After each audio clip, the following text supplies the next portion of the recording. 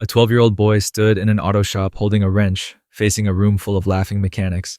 "Does this engine run on water, kid?" They mocked. But when the millionaire owner walked in and saw what the boy had done, the laughter died and the truth changed everything. Tyler Hayes was 12 years old when he learned that some people measured your worth by the grease under your fingernails rather than the knowledge in your head. The morning sun filtered through the dust-covered windows of Anderson's Premium Auto Repair in Houston, casting long shadows across the concrete floor where Tyler pushed a broom that was almost as tall as he was. He'd been here since 600 a.m., 2 hours before the mechanics arrived, sweeping, organizing tools, emptying trash bins, the same routine he'd followed every day after school for the past 8 months. $50 a week. That's what Mr. Anderson paid him. It wasn't much, but it kept the electricity on in the tiny apartment he shared with his Aunt Linda, who worked double shifts at a diner downtown and still barely made rent. Tyler didn't mind the work.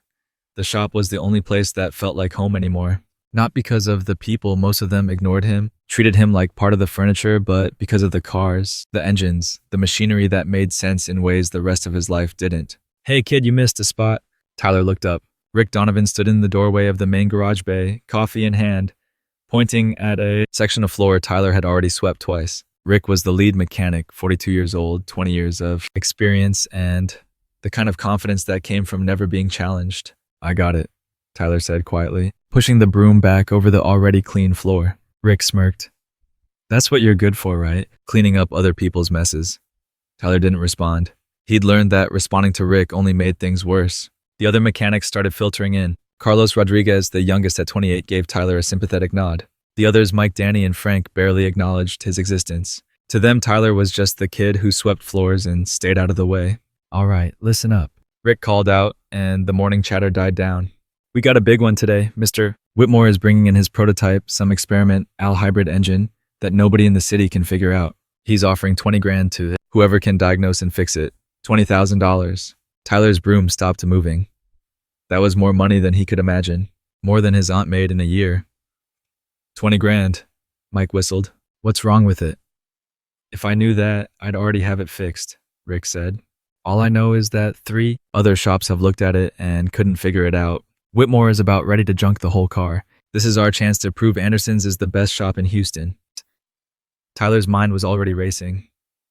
A prototype hybrid engine, experimental. The kind of thing his father would have been excited about. His father, David Hayes, aerospace engineer, dead for 2 years now in a car accident that Tyler still had nightmares about. But before he died, he'd left Tyler something precious. A notebook filled with designs, calculations, theories about next-generation fuel systems, hydrogen fuel cells, electric hybrid systems, things that were years ahead of their time. Tyler had spent countless nights reading that notebook by flashlight, teaching himself the physics and engineering his father had tried to explain to him when he was younger. He'd never told anyone about it. What would be the point? He was 12. Nobody would take him seriously. "Kid." Rick's voice snapped Tyler back to reality. "Stop daydreaming and finish sweeping. We got work to do." Tyler nodded, pushing his broom toward the corner, but his eyes stayed on the mechanics as they gathered around Rick, discussing strategies for the Whitmore job. An hour later, a flatbed truck pulled into the lot carrying a sleek silver vehicle that looked like it cost more than Tyler's entire neighborhood. Mr. James Whitmore stepped out of a following Mercedes. Tall, silver-haired, expensive suit, the kind of man who was used to problems being solved with money. "Gentlemen," Whitmore said, his voice carrying the authority of someone who'd built empires. "This is a prototype hydrogen electric hybrid. Cost me $2 million to develop.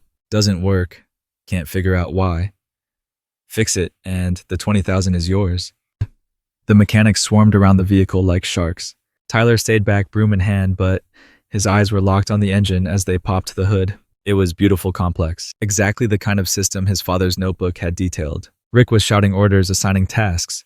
Mike and Danny started running diagnostics. Frank checked the electrical systems. Carlos examined the fuel lines. Tyler saw the problem immediately. The hydrogen fuel cell was installed backward. The polarity was reversed. It was a simple mistake, probably happened during assembly. But it meant the entire power generation system was fighting against itself instead of working together. He should say something. He should tell them. But he was 12 years old with grease-stained hands and clothes from the donation center. Who would listen? "I don't get it," Mike said after an hour of testing. "Everything checks out individually, but the system won't generate power." "Must be a design flaw," Rick muttered. Maybe this hybrid technology just doesn't work. It's not a design flaw, Tyler said quietly. Everyone turned to look at him. He hadn't meant to speak. The words had just slipped out. What did you say, kid? Rick's voice was dangerous. Tyler's heart pounded. I said it's not a design flaw. The system is fine. It's just installed wrong. The garage fell silent. Carlos looked uncomfortable. Mike and Danny exchanged glances. Rick's face flushed red. Installed wrong, Rick repeated slowly. You, a 12-year-old janitor, think you know more about engines than mechanics, with decades of experience. Oh, I didn't mean, no, please. Rick interrupted, his voice dripping with sarcasm. Enlighten us, what's wrong with the engine, kid? Tyler knew he should shut up, should go back to sweeping. But he thought about his father, about all those nights, reading the notebook about how his dad had always said that knowledge mattered more than age or title. The hydrogen fuel cell, Tyler said, his voice shaking but determined. It's installed backward. The polarity is reversed. You can see it if you check the positive and negative terminals against the manufacturer specs. Rick stared at him for a long moment. Then he laughed. It started as a chuckle and built into a full belly laugh that echoed through the garage. Did you hear that, boys? Rick called out. The kid thinks the fuel cell is backward. He turned back to Tyler. What's next? You gonna tell me the engine runs on water? The other mechanics laughed, nervous, obligatory, laughter that came from people who didn't want to be Rick's next target. Only Carlos stayed quiet, looking between Rick and Tyler with an expression Tyler couldn't read. Does this engine run on water, kid? Rick continued, his voice getting louder. Is that your expert diagnosis? Maybe we should just fill it up at the sink. Tyler's face burned. He wanted to disappear, to melt into the floor he'd spent all morning sweeping. I'm sorry, he whispered. I shouldn't have said anything. You're right about that, Rick said coldly. You're here to clean, not to think. Stick to what you're good for. Tyler grabbed his broom and retreated to the corner, blinking back tears. Behind him, he heard the mechanics go back to work, their voices low as they discussed other possibilities, but none of them checked the fuel cell polarity. The day wore on. Tyler finished sweeping and moved to organizing the tool room, trying to stay invisible. Through the doorway, he could see the mechanics getting more frustrated. They'd torn apart half the engine and still couldn't figure it out. This is impossible, Mike said around 3:00 p.m. Everything looks right. We're missing something, Rick admitted, his pride clearly wounded. But I'll figure it out. I always do. At 5:00 p.m. Mr. Anderson arrived. Robert Anderson, the shop owner, 68 years old. Weathered hands, kind eyes. He'd inherited the shop from his father and built it into one of the most respected repair businesses in Houston. He was the one who'd hired Tyler when Aunt Linda had come begging for any kind of work her nephew could do. How's it going with the Whitmore job? Anderson asked. Rick's jaw tightened. Still diagnosing. Complex system. We'll have it figured out by tomorrow. Anderson walked over to the prototype, studying it thoughtfully. Tyler watched from the tool room as the owner examined the engine, his experienced eyes taking in every detail. Hydrogen-electric hybrid, Anderson said. Ambitious. Your father would have loved this, Tyler. Tyler froze. Anderson rarely mentioned his father, but when he did, it always felt like being stabbed and hugged at the same time. Yes, sir, Tyler managed. David was brilliant with this kind of thing. Anderson continued almost to himself, way ahead of his time. Rick's expression darkened at the praise for Tyler's dead father. With respect, Mr. Anderson, brilliance doesn't help us fix this engine. We need practical solutions. Sometimes, Anderson said quietly, the practical solution is listening to brilliance wherever it comes from. He looked at Tyler. Your father left you his notebooks, didn't he? Tyler nodded, surprised Anderson knew about them. Read them much. Every night, Tyler admitted. Anderson smiled sadly. Good. Knowledge is the one inheritance they can't take from you. He turned back to Rick. Keep at it. But remember, sometimes the answer comes from unexpected places. After Anderson left, Rick's mood was even worse. He worked with aggressive intensity, barking orders, rejecting suggestions. The other mechanics moved carefully around him, knowing better than to provoke him when he was like this. At 6:00 p.m., the day shift ended. The mechanics filed out, leaving the prototype sitting in the middle of the garage bay, still broken, still mysterious. Kid, Rick called as Tyler was about to leave. Make sure you lock up the tool room. Mr. Anderson's trusting you with that responsibility. Don't screw it up. The emphasis on trusting you and don't screw it up made it clear what Rick thought about that trust.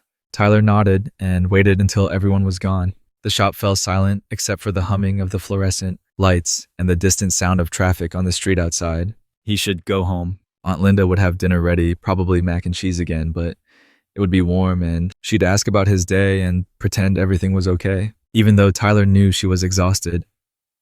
But he couldn't stop thinking about the engine. Tyler walked over to the prototype, his heart pounding. He shouldn't touch it. It wasn't his. He was just the janitor. But his father's voice echoed in his head. Being right matters more than being comfortable, Tyler. If you know something is wrong and you can fix it, you have a responsibility to try. When Tyler pulled his father's notebook from his backpack, worn, water-stained, filled with David Hayes' careful handwriting, he flipped to the section on hydrogen fuel cells and studied the diagrams. Then he looked at the engine. His father had been right about the polarity. Tyler could see it now clear as day. The positive and negative terminals were reversed. Whoever had assembled this prototype had made a simple but critical mistake. He checked the clock. Check the clock. 6:15. He had maybe 2 hours before the building security system activated. Tyler took a deep breath, grabbed a wrench, and got to work. His hands shook as he loosened the fuel cell housing. This was crazy. If he broke something, they'd fire him. Aunt Linda would be so disappointed. They might even try to make him pay for damages they couldn't afford. But if he was right, if he could fix this, maybe they'd see he was more than just a kid with a broom. The work was delicate. The fuel cell weighed almost 40 pounds, and Tyler's 12-year-old arms strained as he carefully removed it, reversed it, and reinstalled it with the correct polarity. Every connection had to be perfect. Every wire had to be exactly right. His father's notebook guided him each page a conversation across death. See how the hydrogen molecules split, his father's handwriting explained. The catalyst only works if the electrical current flows in the right direction. By 7:30, Tyler was covered in sweat. His arms ached, but the fuel cell was reinstalled correctly. Every connection checked and double-checked against the diagrams in the notebook. Now came the moment of truth. Tyler sat in the driver's seat. He could barely reach the pedals and turn the key. For a moment, nothing happened. Then the engine hummed to life. Not the roar of a traditional engine, but a smooth, almost silent sound. The dashboard lit up, showing full power generation from the hydrogen system feeding into the electric motors. It worked. Tyler had fixed a $2 million prototype that 3 professional shops couldn't figure out. He sat there for a moment, hardly believing it, his father's notebook open on his lap. Then he carefully shut down. The system closed the hood and returned everything to exactly how it had been. Except now the engine worked. Tyler locked up the tool room set, the security system, and walked home through the Houston darkness, his secret burning in his chest like a star. Tomorrow, when Rick and the others arrived, they'd find the engine mysteriously fixed. They'd probably take credit. Rick would claim he'd figured it out. Mr. Whitmore would pay the $20,000, and Tyler would go back to sweeping floors. But Tyler would know the truth. And sometimes knowing the truth was enough. Or at least that's what Tyler told himself as he climbed behind the stairs to his apartment, where Aunt Linda was waiting with cold mac and cheese and a tired smile that tried to hide how worried she was about making rent. What Tyler couldn't know, was that Anderson's premium auto had security cameras, and tomorrow morning when Mr. Anderson reviewed the footage, he would see everything. The truth Tyler thought would stay hidden was about to change his life forever. Mr. Robert Anderson arrived at his shop at 5:30 a.m., which wasn't unusual. At 68, he'd learned that the quiet hours before dawn were when a man could think clearly before the noise of the day drowned out wisdom. He unlocked the front office, made coffee in the ancient machine that had been there longer than most of his mechanics, and settled into his chair to review the previous day's security footage. It was a habit he'd developed after a theft incident years ago. Nothing serious, just tools going missing. But the routine had stuck. He started with the main garage bay, fast-forwarding through the daytime footage. Rick and the crew working on the Whitmore prototype. Tyler sweeping in the background, small and invisible. The frustration growing on the mechanics' faces as hours passed without progress. Then everyone leaving at 6 p.m. was the garage falling dark and empty. Anderson reached for his coffee, ready to skip to the morning footage, when movement caught his eye. Someone was still in the shop. He sat up straighter, rewinding and playing at normal speed. Tyler. The boy had stayed behind. Anderson watched as Tyler approached the prototype, pulling something from his backpack. A notebook. Tyler opened it, studied pages carefully, then looked at the engine, with an intensity that reminded Anderson so much of his breath caught David Hayes, Tyler's father. That same focused expression when David used to solve impossible problems back when they'd worked together. On screen, Tyler was working, not randomly, not guessing. Moving with purpose, removing the fuel cell housing with hands that shook but didn't hesitate. The fuel cell itself, 40 pounds at least, being lifted out by a 12-year-old boy whose arms trembled with the weight. Anderson leaned closer to the monitor. Tyler was reversing the fuel cell, checking connections against diagrams in his notebook, reinstalling everything with meticulous care. Then, the moment that made Anderson's hands tighten around his coffee mug. Tyler sitting in the driver's seat, turning the key and the engine humming to life. The dashboard lighting up, the boy's face exhausted, amazed, scared, proud all at once. "David," Anderson whispered to the empty office. "Your son just fixed a $2 million prototype that defeated 3 professional shops." He watched Tyler carefully shut down the system, return everything to its original state, and leave. The timestamp showed 7:42 p.m. The boy had worked for nearly 2 hours alone, driven by nothing but knowledge and determination. Anderson sat back in his chair, his mind racing. 20 years ago, David Hayes had saved his life. A highway accident. Anderson's car flipping, gasoline leaking. David, a complete stranger, had pulled him out seconds before the vehicle exploded. They'd stayed in touch for years after. David had even worked at this shop for a while before moving to aerospace engineering. When David died 2 years ago, Anderson had tried to help the family, offered Linda Hayes any support she needed. But pride, the same pride he saw in Tyler, had made them accept only the bare minimum. The job, sweeping floors, $50 a week, nothing more. Now David's son had accomplished something extraordinary, and he'd hidden it. Expected no credit plan to watch others take recognition for his work. That ended today. Anderson heard the mechanics arriving. He checked the clock. 6:15 a.m. Rick would be first, always was. The man's dedication to work was admirable, even if his treatment of Tyler wasn't. Anderson stood, straightened his shirt, and walked out to the garage. Rick was already examining the prototype, coffee in hand, preparing for another day of frustrated troubleshooting. "Morning, boss," Rick said without looking up. "Going to crack this thing today. I can feel it." "Is that so?" Anderson kept his voice neutral. "Yeah, I think I figured out the issue last night. Just need to confirm my theory." Rick's confidence was absolute. "Probably going to be something with the fuel cell polarity. Always is with these experimental systems." Anderson said nothing, just watched. Carlos arrived next, then Mike and Danny. By 6:30, the whole crew was there, gathering around the prototype like mourners at a funeral. "All right," Rick announced. "Let me show you what I'm thinking. We're going to pull the fuel cell and check the..." He stopped. The engine was humming. The dashboard was lit up. "What the..." Rick turned the key off, then on again. The system powered up smoothly, perfectly. "How is this?" Boss Mike looked at Anderson. "Did you work on this last night?" "No," Anderson said, "but someone did." Rick was running diagnostics, his face shifting from confusion to disbelief. "This is impossible. The fuel cell polarity is correct now. It was wrong yesterday. I'm sure of it. But now..." "It was wrong yesterday," Anderson confirmed. "And someone fixed it around 7:00 p.m. The mechanics exchanged glances. "Who?" Rick demanded. "Who was here? Did you call in another shop?" "I didn't call anyone," Anderson said. "Why don't we check the security footage?" Rick's face went pale. "Security footage? I review it every morning," Anderson said calmly. "Come on, let's see who our mystery mechanic is." They crowded into the office, leaving Tyler, who had just arrived and was starting his morning sweep alone in the main garage. Anderson pulled up the footage starting at 6:00 p.m. "There," he said, pointing as Tyler appeared on screen. "Our 12-year-old janitor." The office fell silent as they watched Tyler work. The notebook, the careful removal of the fuel cell, the reversed installation. The moment of triumph when the engine started. "No way," Mike breathed. "That kid fixed a $2 million prototype?" "That kid," Anderson corrected, "understood what the problem was yesterday, and you all laughed at him." Rick's jaw was clenched so tight Anderson could see the muscles jumping. He got lucky, probably broke something else, and it happened to work temporarily. "The diagnostics show everything's perfect," Carlos pointed out quietly. "Not lucky, skilled. He's 12 years old." Rick's voice rose. "He sweeps floors. He has his father's knowledge," Anderson interrupted. "David Hayes was one of the best engineers I ever met, and apparently he passed that gift to his son." Anderson walked out of the office, the mechanics following. Tyler was in the corner, organizing tools, trying to be invisible, as always. "Tyler," Anderson called. "Come here, son." Tyler's face went white. He approached slowly, like someone walking to their execution. "You fixed the Whitmore engine," Anderson said. It wasn't a question. Tyler's hands trembled. "I'm sorry. I know I wasn't supposed to touch it. I saw what was wrong and I thought..."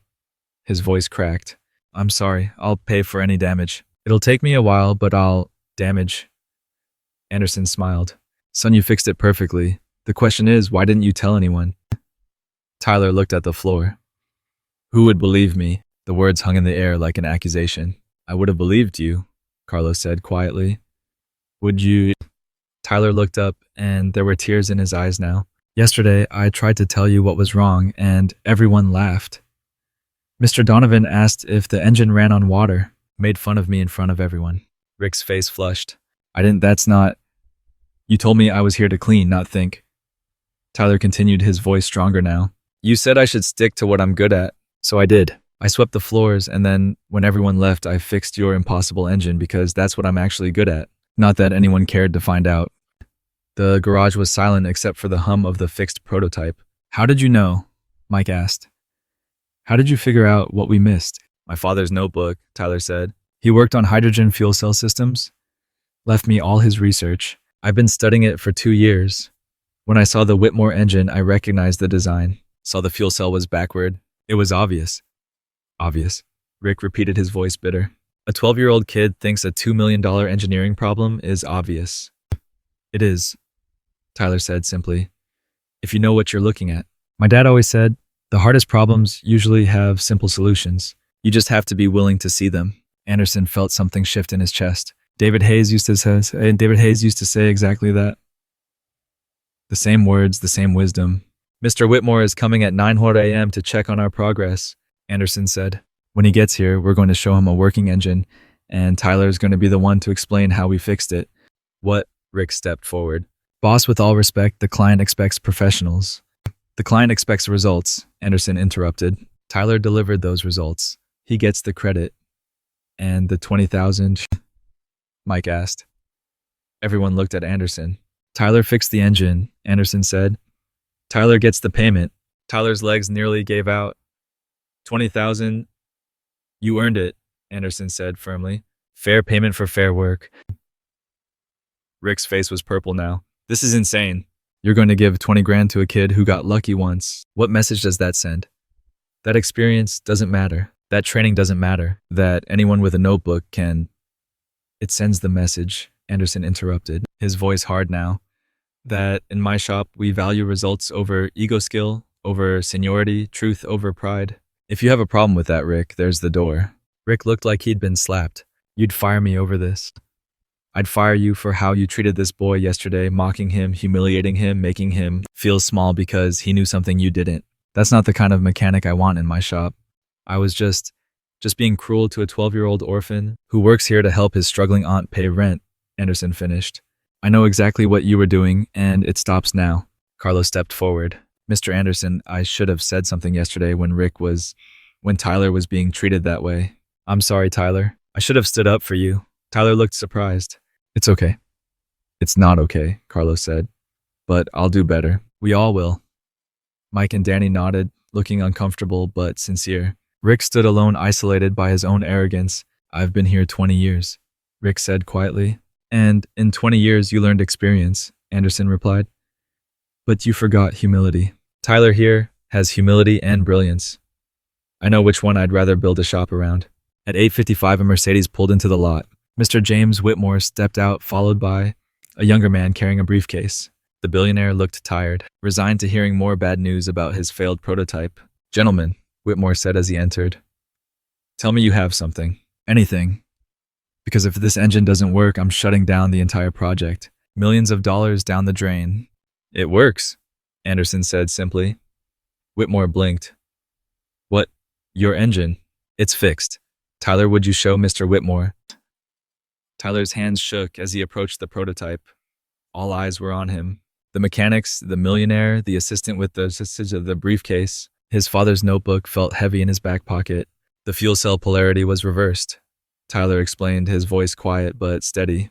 When hydrogen molecules split, the catalyst only works if electrical current flows in the right direction. Your assembly team installed it backward. Once I corrected the orientation, he turned the key and the engine hummed to life.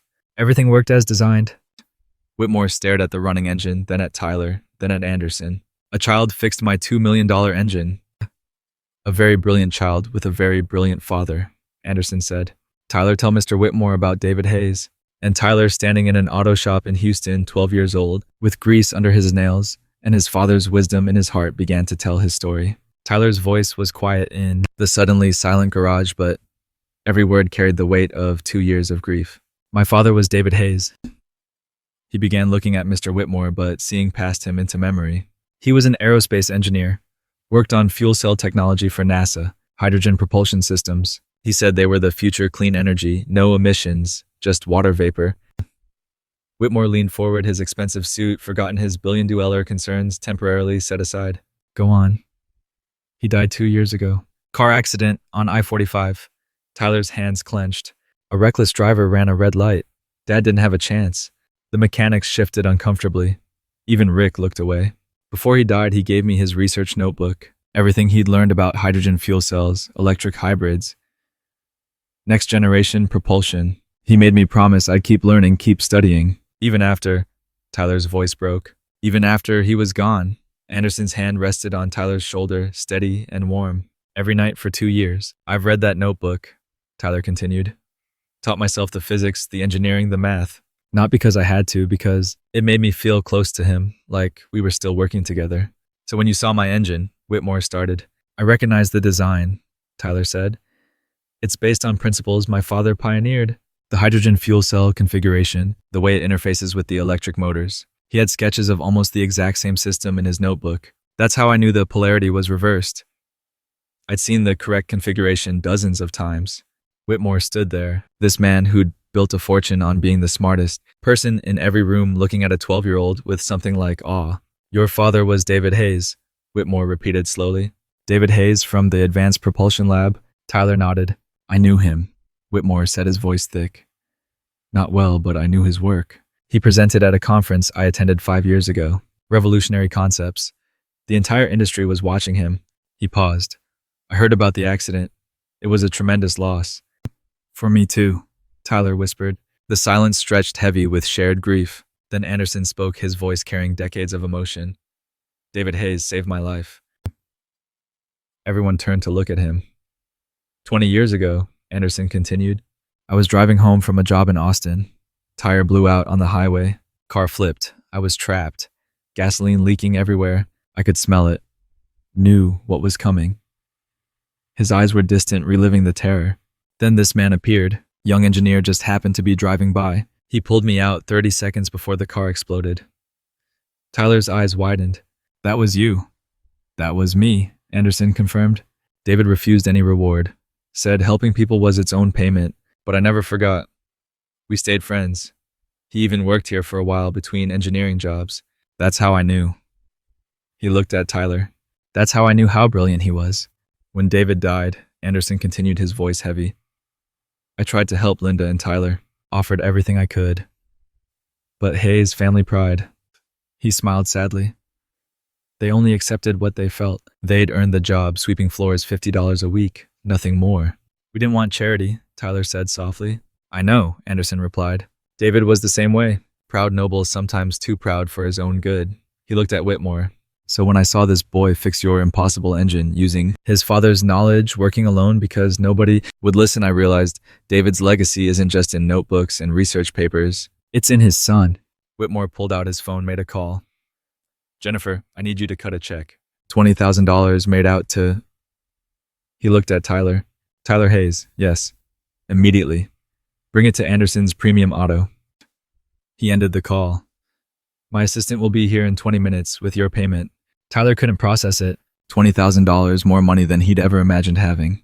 That engine, Whitmore said, gesturing at the prototype, was supposed to launch my company's new division.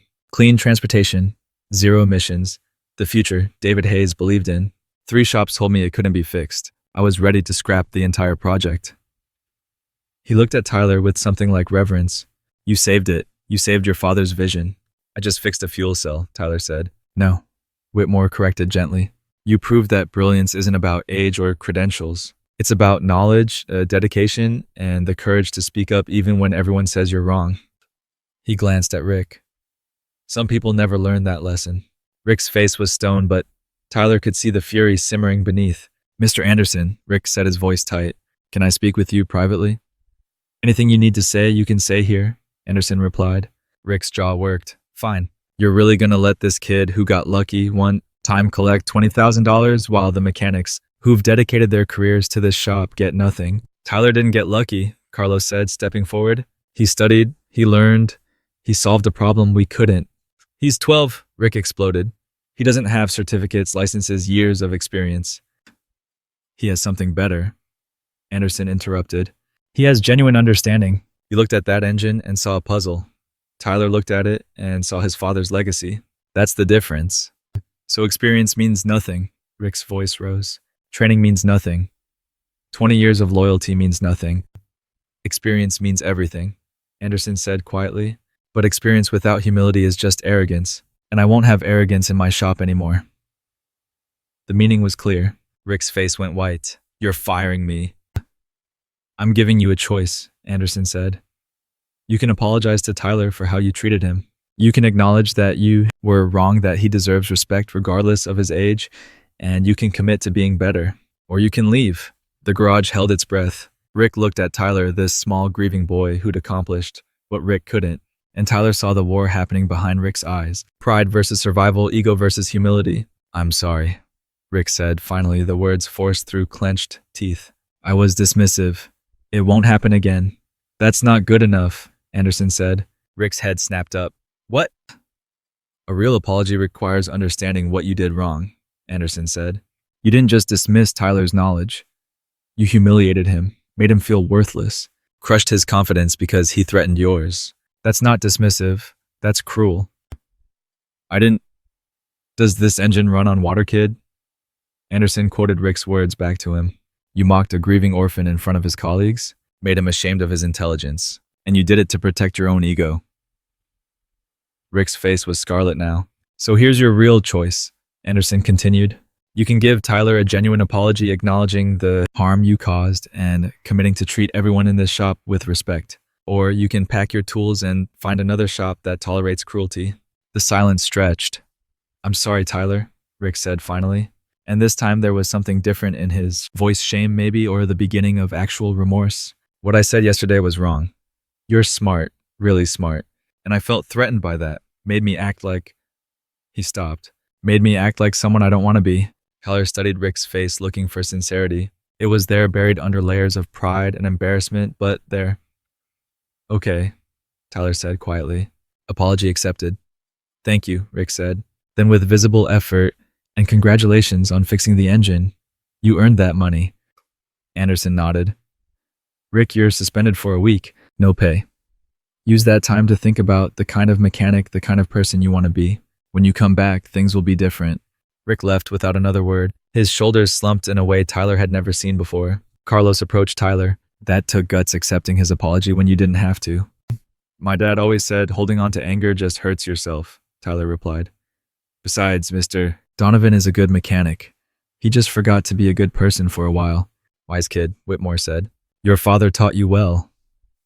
A car pulled into the lot, Whitmore's assistant with the check. 20 minutes later, Tyler held a piece of paper that represented more money than his family had seen in 2 years.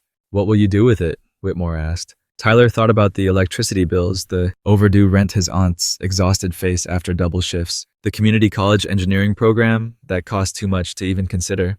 Pay our debts, Tyler said. Help my aunt. Maybe... He hesitated. Maybe save some for school if I'm good enough. If you're good enough, Whitmore repeated. Son, you just fixed an engine that defeated engineers with decades of experience. You're not just good enough, you're exceptional.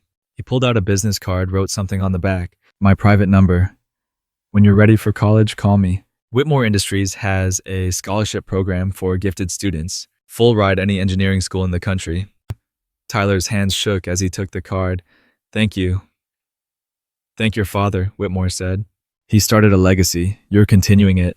And after Whitmore left, after the check was deposited, after the other mechanics had gone back to work with new respect in their eyes, Tyler stood in the garage with Anderson. Your father would be proud, Anderson said. I miss him. Tyler replied, the words he could never say suddenly pouring out. Every day, every time I open that notebook, every time I fix something, I wish he was here to see it. He sees it, Anderson said firmly. I don't know how the universe works, Tyler, but I know that a man like David Hayes doesn't just disappear. His knowledge lives in you. His kindness lives in how you treated Rick today. His courage lives in how you spoke up yesterday, even knowing you'd be laughed at. Tyler wiped his eyes. Mr. Anderson, can I ask you something? Anything. When you hired me to sweep floors, was it really just about giving us work? Anderson smiled. David saved my life, Tyler. I could never repay that debt. But I could look after his family, make sure his son had a place where engines and knowledge mattered, where brilliance could grow, even if it took time for people to recognize it. Thank you, Tyler whispered. No. Anderson set his hand on Tyler's shoulder. Thank you for reminding this old shop that wisdom doesn't have an age requirement, that sometimes the most important voice in the room belongs to someone everyone else overlooked. That evening, Tyler walked home with a check for $20,000 in his pocket and his father's notebook in his backpack. But the real treasure wasn't the money. It was knowing that somewhere, somehow, his father's dream of a cleaner future had taken one more step toward reality. And that he, Tyler Hayes, 12 years old and still learning, had been the one to make that step possible. Tyler stood outside the apartment building for 10 minutes before he could make himself climb the stairs. The check in his pocket felt like it weighed 100 pounds, $20,000, more money than his aunt made in an entire year of double shifts, sore feet, and customers who left dollar tips on $40 bills.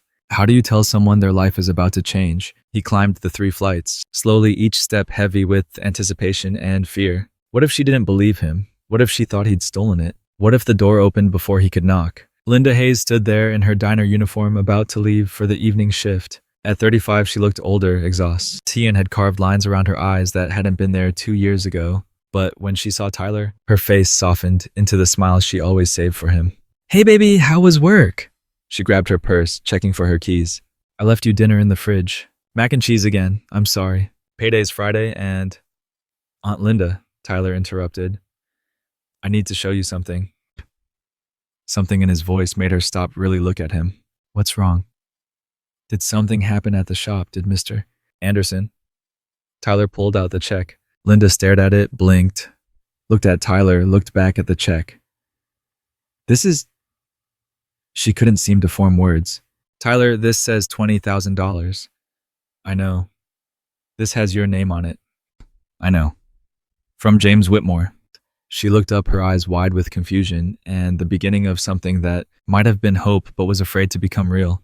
Tyler, what did you do? So he told her everything. The prototype engine, Rick's mockery, staying late. To fix it, Anderson discovering the truth, the confrontation, Whitmore's gratitude. By the time he finished, Linda was sitting on the floor in the hallway, still in her uniform, tears streaming down her face. You fixed a $2 million engine, she whispered, using Dad's notebook. Tyler said, everything he taught me. Linda pulled him into a hug so tight Tyler could barely breathe. She was shaking, her tears soaking into his shirt, and Tyler realized she was crying not just from relief but from grief. For David, for everything they'd lost, and for this unexpected proof that loss could become something beautiful. Your father would be so proud, she said, her voice muffled against his shoulder. So incredibly proud. I miss him, Tyler said. And suddenly he was crying too, letting out 2 years of holding it together, of being strong, of pretending that reading a notebook at night could somehow fill the hole David Hayes had left behind. They sat there in the hallway for a long time, two people who'd survived tragedy by leaning on each other, finally allowing themselves to believe that maybe, just maybe, things could get better. We can pay the rent, Linda said, finally, wiping her eyes. All the back rent, the electric bill, the medical bills from the accident. Tyler, we can breathe. And you don't have to work doubles anymore, Tyler added. Linda laughed through her tears. Let's not get crazy. But maybe I can work 1 job instead of 2. Maybe I can actually see you more than an hour a day. I'd like that, Tyler said quietly. She looked at the check again as if afraid it might disappear. How did you know what to do with the engine? Dad's notebook explains everything about hydrogen fuel cells, how they work, how they fail, how to fix them. I've read it so many times I have whole pages memorized. Tyler smiled. It's like he's still teaching me. He'd love that, Linda said, that his research is living on through you. She stood up, helping Tyler to his feet. We need to deposit this before I believe it's real. And she checked her watch. I need to call the diner and quit the night shift. Really? Really? She cupped his face in her hands. You just gave us our lives back, Tyler. The least I can do is actually be present for yours. The next morning at the shop, everything felt different. Carlos greeted Tyler with a genuine smile and a respectful nod. Mike and Danny stopped him to ask about the engine, actually listening to his explanations. Even Frank, who'd barely acknowledged Tyler's existence for 8 months, mumbled something that might have been, "Good job, kid." But the biggest change was Rick. He returned from his week-long suspension, different, quieter, more careful with his words. When he saw Tyler sweeping the garage floor, he approached slowly like someone approaching a spooked animal. "Tyler," Rick said. "Got a minute?" Tyler set down his broom. "Sure." "I've been thinking," Rick began, and Tyler could see how much the words cost him. "About what Mr. Anderson said about humility, about being the kind of person I want to be versus the person I've become." Tyler waited. "I was threatened by you," Rick continued. "A 12-year-old kid who knew things I didn't made me feel inadequate, like my 20 years of experience didn't matter. So I tried to make you feel small because I felt small. I never wanted to make you feel that way," Tyler said. "I know," Rick replied. "That's what makes it worse. You were just being yourself, be brilliant and curious and willing to learn, and I punished you for it." He paused.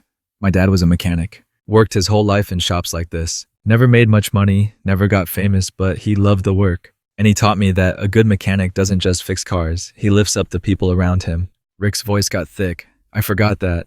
Got so focused on being the best that I forgot about being good." "Your dad, David," he remembered. "That's why people loved him." "Did you know my father?" Tyler asked, surprised. "Met him a few times when he worked here," Rick said. "Before you were born, he was..." Rick smiled sadly. "Everything I should have been. Smart, kind, patient, never made anyone feel stupid for asking questions. And when he talked about you, about his son who was going to change the world," Rick's voice cracked. "He was so proud." Tyler's eyes burned. "So I wanted to say thank you," Rick finished, "for accepting my apology, for being the bigger person even though you're a kid and I'm supposed to be the adult, and for reminding me why I became a mechanic in the first place." "Why did you?" Tyler asked. "Because I wanted to fix things," Rick said simply. "Not just engines, everything. Wanted to make broken things work again. Somewhere along the way, I forgot that people can be broken too, and they deserve fixing just as much as cars." Tyler thought about that. "My dad used to say everyone deserves a second chance because people aren't like engines. We can change, grow, become better versions of ourselves." "Your dad was a smart man," Rick said. "Then, with visible effort, would you let me teach you, really teach you, not just sweeping floors, but actual mechanics? You've got the theory down better than most engineers. But there's practical stuff, tool handling, safety, hands-on experience that I could show you." Tyler's heart leaped. "Really? Really?" Rick confirmed.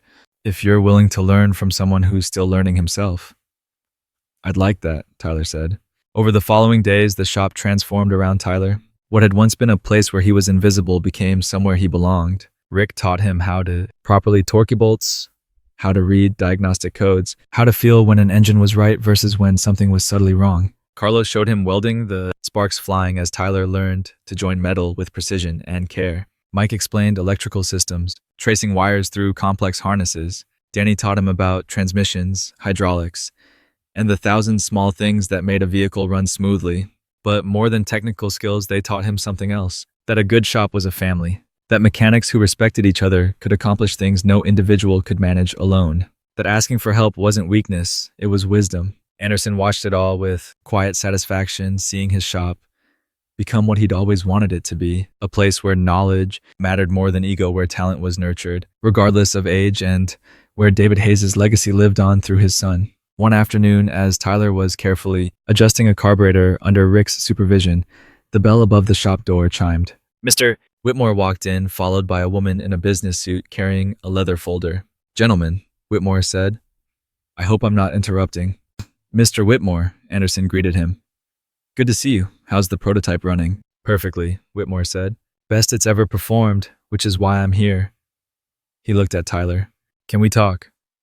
They gathered in Anderson's office. Tyler Anderson, Whitmore, and the woman who introduced herself as Jennifer Cole, director of the Whitmore Industries Education Foundation. "Tyler," Whitmore began, "I told you about our scholarship program, full ride to any engineering school in the country." Tyler nodded, hardly daring to hope. "I've been thinking about that," Whitmore continued. "And I realized something. Waiting 4 years for you to finish high school and then college seems like a waste of extraordinary talent." Tyler's heart sank. Was he taking back the scholarship? "So I have a different proposal," Whitmore said. Whitmore Industries is opening a new advanced propulsion research division, developing next-generation clean energy vehicles, hydrogen electric hybrids, fully electric systems, maybe even things that haven't been invented yet. He paused. I want you to be part of it. Tyler stared. I'm 12. I'm aware, Whitmore said, smiling. Which is why we've developed a specialized program. You'd continue regular school, of course, but 3 afternoons a week, you'd work with our engineering team, learn from the best in the industry, contribute your ideas, get hands-on experience with cutting-edge technology. Jennifer opened her folder. It's a paid internship, $15 an hour, which is more than fair for someone your age. Plus, the scholarship remains in place for college. And she smiled. We're naming the division after your father, the David Hayes Advanced Propulsion Laboratory. Tyler couldn't speak, couldn't breathe. Anderson's hand rested on his shoulder. What do you think, son? My dad's name, Tyler whispered. On a laboratory. He deserves to be remembered, Whitmore said. And you deserve the chance to continue his work at the highest level, not someday now. Tyler thought about his father's notebook worn from 2 years of constant reading, about late nights, studying hydrogen fuel cells by flashlight, about a drunk driver who'd stolen his father, but couldn't steal his father's dreams. Yes, Tyler said, his voice steady despite the tears on his face. Yes, I want to do it. As they finalized the details, as Anderson beamed with pride, and Rick shook Tyler's hand with genuine warmth, Tyler realized something profound. His father had saved Anderson's life 20 years ago, and now, through Tyler, David Hayes was saving lives in a different way by making the future cleaner, safer, and more sustainable. The boy who'd been mocked for suggesting an engine could run differently was now helping to build engines that would power the world.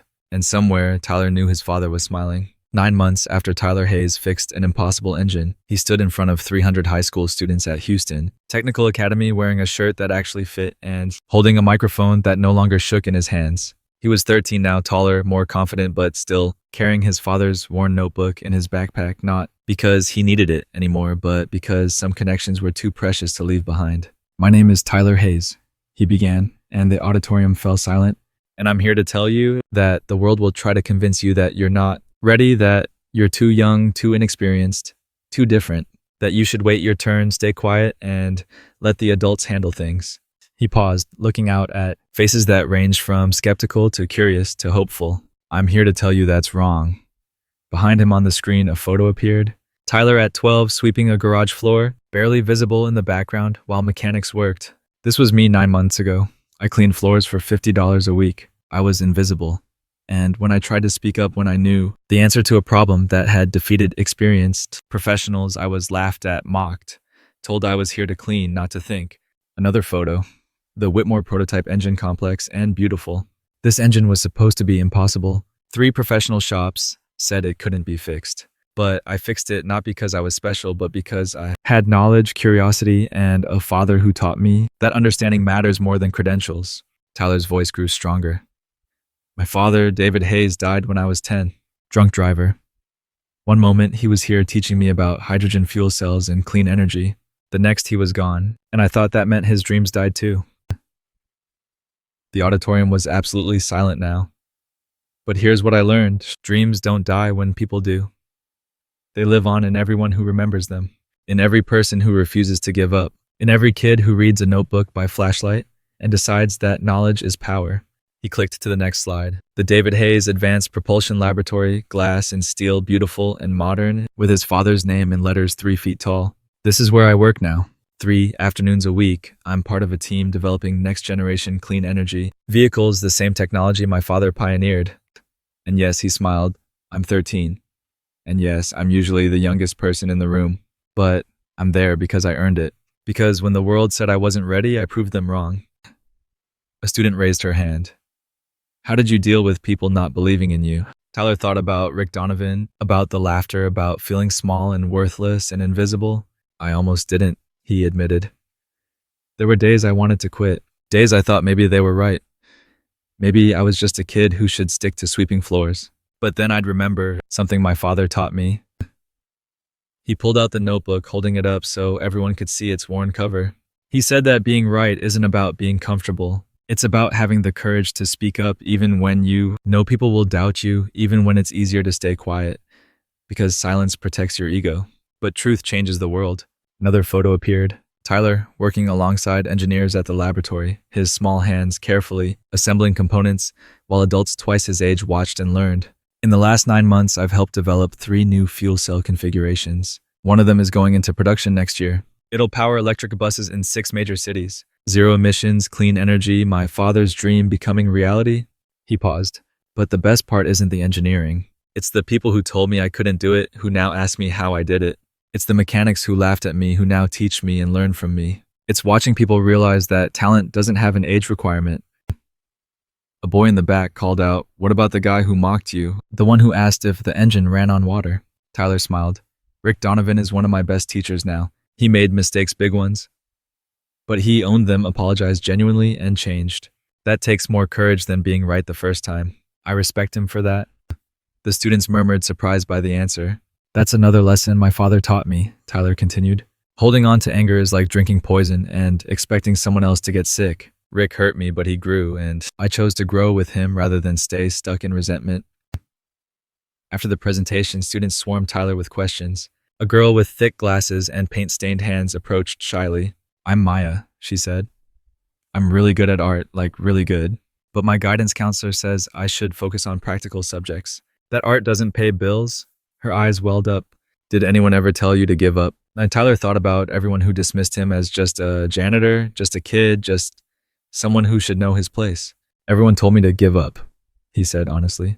"Except the people who mattered. My aunt, who worked herself to exhaustion so I could stay in school, Mr. Anderson, who saw potential when everyone else saw a janitor, and my father, even though he's gone because his notebook kept telling me I was capable of more." He looked at Maya directly. "If you're really good at art, don't let anyone convince you that beauty doesn't matter. The world needs engineers like me to build things, but it needs artists like you to remind us why those things are worth building. Your gift matters." Maya wiped her eyes. "Thank you." As the crowd thinned, Tyler found himself face to face with a boy who looked angry. "Must be nice," the boy said, "having rich people give you opportunities. Some of us don't have billionaires offering scholarships." Tyler recognized the bitterness he'd felt it himself, watching wealthy people drive cars worth more than his entire life. "You're right," Tyler said. "I got lucky. Mr. Whitmore could have taken credit for fixing his engine, could have ignored me, could have moved on, but he didn't. And you want to know why?" The boy waited skeptical. "Because I gave him something to notice," Tyler said. "I didn't wait for permission. I didn't ask if I was allowed. I saw a problem, I had a solution, and I implemented it. The opportunity came after I'd already proven myself." He pulled out a business card, his own now, from the David Hayes Laboratory. "If you're serious about learning, about working, about proving you're more than your circumstances, email me. We have a summer internship program for high school students. No connections required, just curiosity and dedication." And the boy took the card, his anger shifting to something that might have been hope. That evening, Tyler returned to Anderson's Premium Auto. It wasn't required his internship at Whitmore. Industries was separate, but the shop had become home in ways that went beyond employment. Rick was working on a transmission, his hands sure and steady. When he saw Tyler, he smiled. "How'd the school talk go?" "Good," Tyler said. "Lots of questions. Did they ask about me, about the 'does this run on water' thing?" Rick's smile was self-deprecating now, able to laugh at his own past cruelty in a way that showed real growth. "They did," Tyler confirmed. "I told them you're a good teacher who had to learn how to be a good person first." Rick's hand stilled on the transmission. "That's generous." "It's true," Tyler said. "You're not the same person who mocked me. Neither of us are the same people we were 9 months ago." Carlos appeared from under a Mustang, wiping oil from his hands. "Tyler got a question about the fuel injection system. You got a minute?" They spent an hour troubleshooting Tyler, explaining the theory while Carlos applied the practical knowledge. It was partnership now, not hierarchy. The shop had transformed from a place where age determined value to somewhere wisdom could come from anywhere. Linda arrived around 6 to pick Tyler up. She looked different too. Rested healthy, wearing clothes that weren't stained with ketchup and grease. The day job at the dental office paid less than waitressing, but the hours were predictable and the work was dignified. For the first time in 2 years, she looked like someone living rather than just surviving. "Ready, baby?" she asked. "Almost," Tyler said. He turned to Anderson, who was in his office reviewing invoices. "Mr. Anderson, can I ask you something?" Anderson looked up, his weathered face creasing into a smile. "Always." "Why did you really hire me? Was it just because my dad saved your life?" Anderson set down his pen. "Partially. David pulled me from a burning car 20 years ago, and I could never repay that. But the real reason..." He stood, walking over to place a hand on Tyler's shoulder. "I hired you because I saw David in you, that same curiosity, That same refusal to accept impossible as an answer. I knew that if I could just give you space to grow, you'd become something extraordinary. Did you know I'd fix the Whitmore engine? No, Anderson admitted. But I knew you'd do something remarkable eventually. I just had to make sure you survived long enough to get the chance. Tyler hugged him, this man, who'd been father figure and mentor and friend, all wrapped into one gruff, oil-stained package. Thank you, Tyler whispered, for everything. Thank your father, Anderson replied. I'm just keeping a promise. At home over dinner, that wasn't mac and cheese for the first time in recent memory, Linda asked about the school presentation. How many students were there? She asked. 300, Tyler said. And most of them looked bored until I showed them Dad's notebook. Then they leaned forward, started asking real questions about failure and persistence, and whether intelligence means anything if you're too scared to use it. Linda's eyes shimmered. Your father would have loved that. He always said his research was meaningless if it died. With him, that the whole point of discovery was passing it on, making the next generation smarter than you were. I'm trying, Tyler said. Mr. Whitmore wants me to start mentoring younger kids next summer. Middle schoolers interested in engineering. Show them that you don't have to wait until you're an adult to start changing things. You'll be good at that, Linda said. You've always been patient like David. When they talked late into the evening, this aunt and nephew, who'd survived loss by clinging to each other, now able to remember the past without drowning in it. The $20,000 had changed their circumstances. But the real change was deeper, the shift from surviving to thriving, from existing to building. Later, Tyler sat at his desk, studying advanced propulsion theory for his work at the laboratory tomorrow. His father's notebook sat beside the new textbooks, a bridge between past and future. His phone buzzed a text from Maya, the artist from the school presentation. I told my counselor I'm pursuing art, she said. She said I was making a mistake, but I remembered what you said, that beauty matters. Thank you for helping me be brave. As Tyler smiled and replied, being brave gets easier with practice. Keep creating. Another text, this time from the angry boy who'd challenged him. I emailed about the internship. Hope you meant it. Tyler wrote back, I meant it. Interviews next month. Bring your curiosity. And then a message from Rick. Thanks for what you said today about second chances. I won't waste mine. Tyler looked around his small bedroom, no longer cramped and desperate, but cozy and full of possibility, at the scholarship letters from 3 universities already, interested in a 13-year-old engineering prodigy. At the photo of his father in his NASA uniform, proud and brilliant and gone too soon. I'm doing it, Dad, Tyler whispered. Your hydrogen fuel cells are powering buses. Your research is saving the planet. Your notebook is teaching kids that knowledge is freedom, and His voice cracked. I'm becoming the person you believed I could be. The next morning, Tyler returned to the David Hayes Advanced Propulsion Laboratory. His name badge read Junior Research Associate, but the title meant less than the work. He was part of something bigger than himself, building the future his father had imagined. In the main lab, engineers were testing a new fuel cell configuration. Tyler had suggested an improvement on his father's original design that increased efficiency by 12%. It was working. The data was solid. The project lead, Dr. Sarah Chen, called everyone to watch the results. This, she announced to the assembled team, is what happens when we stop gatekeeping knowledge based on age, when we listen to brilliant ideas regardless of who presents them. Tyler Hayes is 13 years old and just revolutionized our entire approach to hydrogen compression. The applause was genuine. No one was humoring a kid, they were acknowledging a colleague. And Tyler realized something profound. He'd stopped being the boy who fixed an impossible engine to prove he was smart. He'd become the engineer who solved problems because solving problems mattered. The difference was everything. That afternoon, returning to Anderson's shop, Tyler found Mr. Whitmore waiting with unexpected news.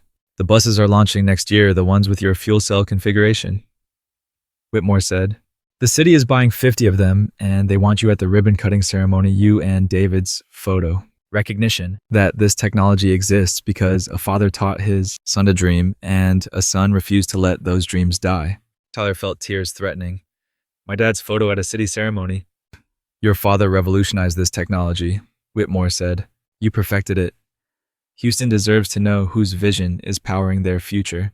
As Whitmore left, Rick approached Tyler with something in his hands, a framed photo of David Hayes in his shop uniform from the years he'd worked at Anderson's. Found this in the archives, Rick said. Thought you should have it. Reminder that your dad wasn't just an engineer, he was one of us, a mechanic who got his hands dirty and loved the work. Tyler took the photo, seeing his father young and happy, covered in grease and grinning at the camera. Thank you, Tyler said. No, Rick replied. Thank you for showing me that being the best mechanic means helping others become better. Your dad knew that. I forgot. You reminded me.